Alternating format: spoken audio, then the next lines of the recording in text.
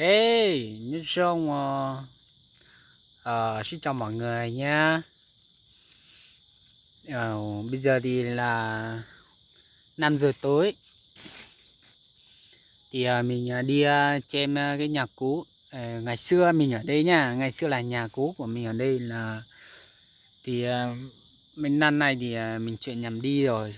Thì mình trồng ngô đây bên nhà cũ nha. Ngô là rất tốt, vừa tốt lại vừa đẹp nữa. Này, các bạn nhìn thấy chưa? Này.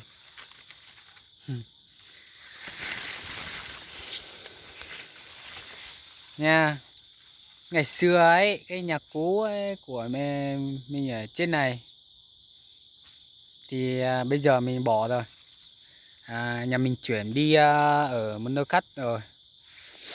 Thì bây giờ đây là người ta gọi là nương thôi, chứ không phải nhà nữa. Bây giờ mình cho các bạn xem này, ngô này. Ngô này rất đẹp luôn, vừa tốt vừa đẹp này.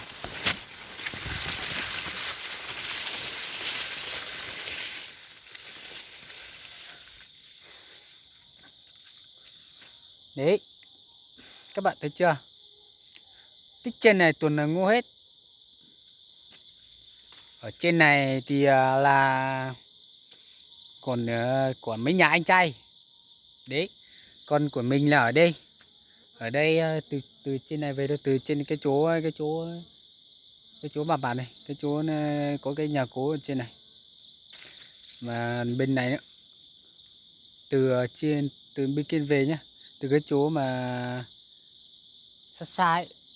Anh nghe, mọi người thấy chưa? Cái chỗ xa xa bên kia. Trồng nang gói giống ngô. Bây giờ là gần tối rồi.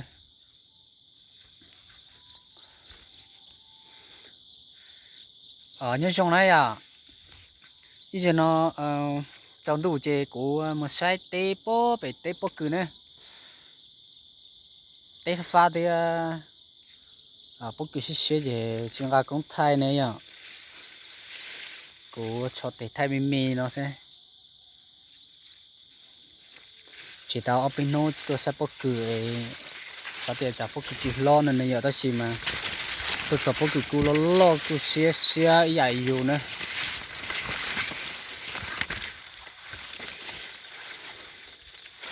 Rồi bây giờ mình đã xay ngô xong rồi, bây giờ mình chuẩn bị về rồi nha mọi người. Nếu mọi người thấy video này hay ấy thì mọi người cho mình xin một like và một like cái kênh nhé, để ủng hộ mình. Sau này mình sẽ cố gắng để là ra video nhiều hơn cho các bạn xem. Thì bây giờ thì mình xin nói là tạm biệt các bạn, bye bye, tạm biệt, gặp lại video khác.